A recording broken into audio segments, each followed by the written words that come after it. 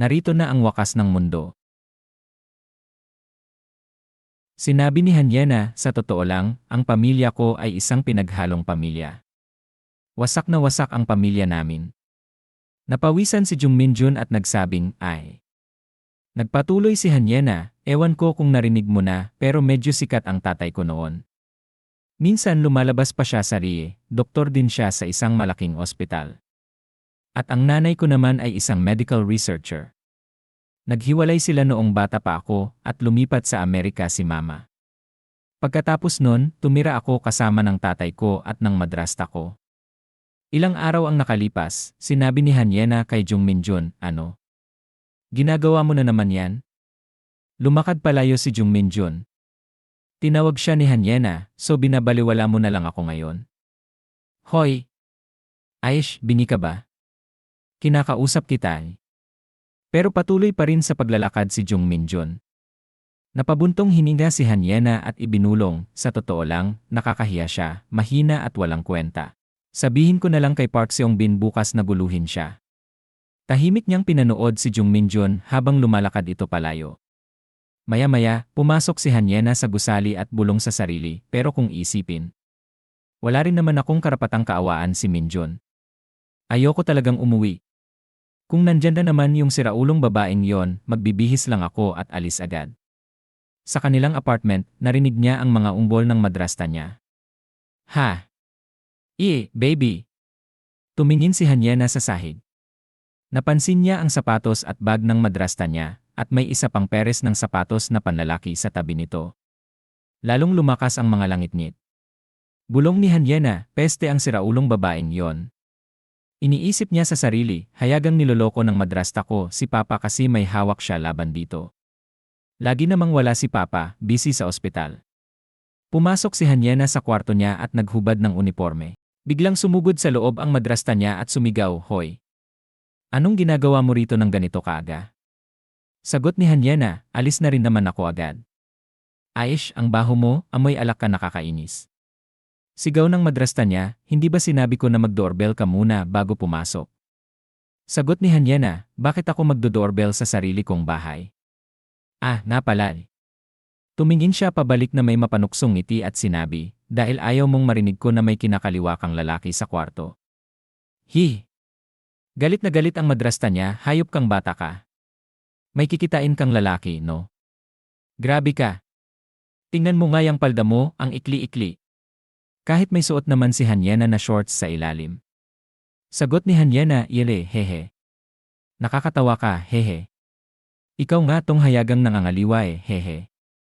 At least ako, marunong akong magsaya ng maayos, hindi katulad mo. Biglang sigaw ng madrasta niya, gusto mong makipag-away. Biglang pumasok ang isang lalaking nag-aayos ng buttons ng polo, baby, sino yan? Anak mo? Sagot ng madrasta niya, malamig ang boses, hindi ko anak yan. Anak yan ng asawa ko. Kinuha ni Hanyena ang cellphone niya at kinuhanan ng litrato ang dalawa. Sabi niya, isisend ko kaya ito kay Papa. Nagulat ang lalaki, pinagpapawisan at pautal na nagsabi, ano? Wag mo. Umismid ang madrasta niya, nagsindi ng murang sigarilyo at nagsabi, ewan. Sige lang, send mo, ang pangalan ng babaeng ito ay Choi Soo-jin, 36 na taong gulang. Dating artista, ngayon ay influencer. Madrasta ni Hanyena. Sabi ni Hanyena, litong-lito, ano? Ngumiti si Choi Soo-jin at nagsabing, sige lang. Kahit makita yan ng tatay mo, hindi siya magsasalita. Hindi siya makakatakas sa akin. Hawak ko siya. Alam mo rin yan, di ba?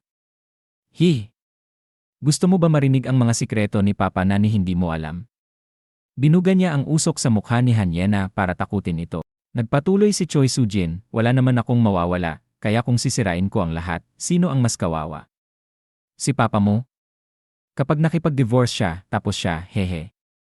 Mawawala yaman niya, babagsak ang ospital, at masisira ang pangalan niya. Hahaha.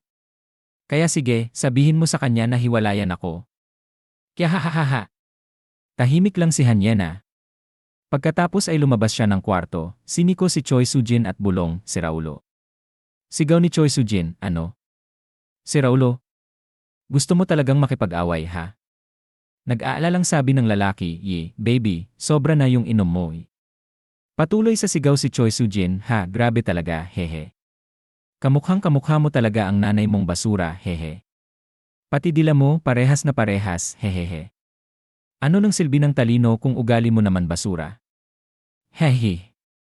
Kung aalis ka, umalis ka na. Wala kang silbi, pest. Binagsak ni Hanyena ang pinto. Maya-maya, sa labas, bulong ni Hanyena, peste. Ang baho ng lugar na to. Simula ngayon, hinding-hindi na ako babalik dito. Kahit kailan. Hindi ko na muling tatahakin ang lugar na to. Mas pipiliin ko pang magunaw na lang ang mundo bukas. Pumunta siya sa karaoke bar. May babaeng kumakanta sa crowd, even in darkness, I will shine for you, we are Lumina. Isip ni Hanyena, ano tong balita? Ang gulo bigla. Napasinghap ang isang babae sa tabi niya, naku kailangan ko nang umalis. Naaksidente si mama. Kritikal ang lagay niya. Sigaw ng kaibigan niya, hoy, edi umalis ka na agad. Tiningnan ni Hanyena ang dalawa, litong-lito.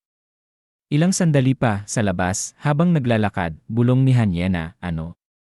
Bakit ang dami kong natatanggap na emergency alerts bigla? Pati messages ko sabay-sabay pumapasok.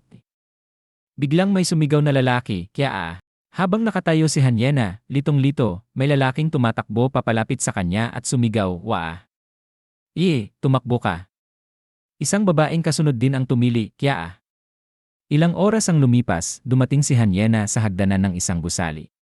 Hinal na hinal mula sa pagtakas, humingal siya, ha. Ang hirap makatakas, Tumingala siya sa silid sa itaas. Pumasok siya at bulong sa sarili, pati ang 119 emergency hindi gumagana. Ano bang nangyayari? Subukan kong tawagan si Papa, walang sagot. Kahit sa ganitong oras. Wala naman talaga akong halaga sa kanya. Mama. Nasa Amerika ka na ngayon. Kaya siguradong wala kang magagawa, sino pa ba ang pwede kong tawagan para humingi ng tulong?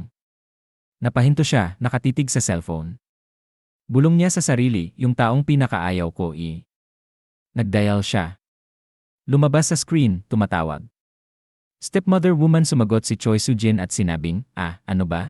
Nataranta si Hanyena at sumagot, hello. Mataray na sagot ni Choi Soo-jin, anong kailangan mo? Busy ako ngayon. Nauutal si Hanyena, nandito ako sa emergency stairs ng isang building malapit sa Main Street. Tulungan mo ako. Tinawagan ko na ang emergency services, pero walang sumasagot. Sumigaw si Choi Soo-jin, peste, ano bang pinagsasasabi mo? Bahala ka sa buhay mo. Pawis-pawisan sa takot si Hanyena at mahina niyang nasambit, ano? Sigaw ni Choi Soo-jin, magulo rin dito sa apartment natin. Ibababa ko na to, kailangan kong iligtas ang sarili ko. Nagmamakaawa si Hanyena, hoy sandali lang. May kotse ka, di ba? Nandito ako malapit sa building sa may Yaong Pillits. Pakiusap, sunduin mo ako. Narinig niya ang kaguluhan sa kabilang linya. Tahimik siyang nakatayo. Pagkatapos ay naalala niya ang isang alaala kasama ang kanyang ina, Yena. Buksan mo ang pinto. Yena! Mag-usap naman tayo sandali. Nakaupo si Hanyena sa likod ng pinto at sumagot, umalis ka na lang. Umiyak siya at bumulong, ma. Miss na kita, kalaunan, sinabi ni Hanyena kay Jung Minjun, sa huli, iniwan din ako ng madrasta ko at tumakas. Si Papa? Kahit tawag ko, hindi sinagot. Kaya, wala na akong pakialam kung makikita ko pa silang dalawa. Wala na akong pakialam kung anuman ang nangyari sa kanila. Ang gusto ko lang ngayon ay ang mama ko. Tinanong ni Jung Minjun, nasa Amerika pa rin ang mama mo? Sumagot si Hanyena, pagkalipat niya sa Amerika, ilang beses siyang nagtangkang makipag-ugnayan, pero hindi ko siya sinagot. Hindi ko rin siya kailanman tinawagan. Bulong ni Jung Minjun sa sarili, gets ko na. Kaya pala gusto niyang mag-aral sa Amerika. Nagpatuloy si Hanyena nang umalis siya papuntang Amerika. May nasabi akong hindi ko dapat sinabi, isang bagay na sobrang nakasakit sa kanya. Hanggang sa magsimula ang kaguluhang to, hindi ko siya matawagan. At kahit tawagan ko siya ngayon, wala rin siyang magagawa, nasa Amerika siya. Kaya wala nang natirang tao sa paligid ko. Tinitigan siya ni Jung Minjun. Sabi niya, huwag mong sabihin yan. hindi ka nag-iisa. Habang nakikinig si Hanyena, nagpatuloy si Jung Minjun, nandito ako eh. Saglit siyang tumigil, tapos dagdag niya, pati si Hakshyol. Tumingin siya kay Hanyena ng buong paninindigan. Kaya, sabay tayong mabubuhay. Ano man ang mangyari. Nagulat si Hanyena. Namula siya ng kaunti at mahinang sumagot, Ilnen, ilang sandali ang lumipas, tinanong ni Jung Minjun, matutulog na ba tayo? Sagot ni Hanyena, Ilnen di. Sa labas, may ungol ng zombie, ilang oras ang lumipas, sumikat ang araw. Mahimbing ang tulog ni Hanyena, nasa gilid na siya ni Jung Minjun sa futon. Samantala, tahimik na nanaginip si Kang Hakshyol. Naalala niya ang isang matandang lalaking sumisigaw sa kanya, hayop kang bata ka. Gusto mong isunod kita sa mga magulang mong binaril ko. Ano, iiyak ka na? Sisihin mo ang traidor mong tiyuhin na tumakas papuntang South Korea. Hahaha. Nagmakaawa si Kang Hakshyol, pakawalan niyo na lang po ako Muli siyang sinigawan ng matanda, kayong magkakapatid, itinakdang mabuhay sa putikan habang buhay. Yun ang kapalaran niyo. Ano?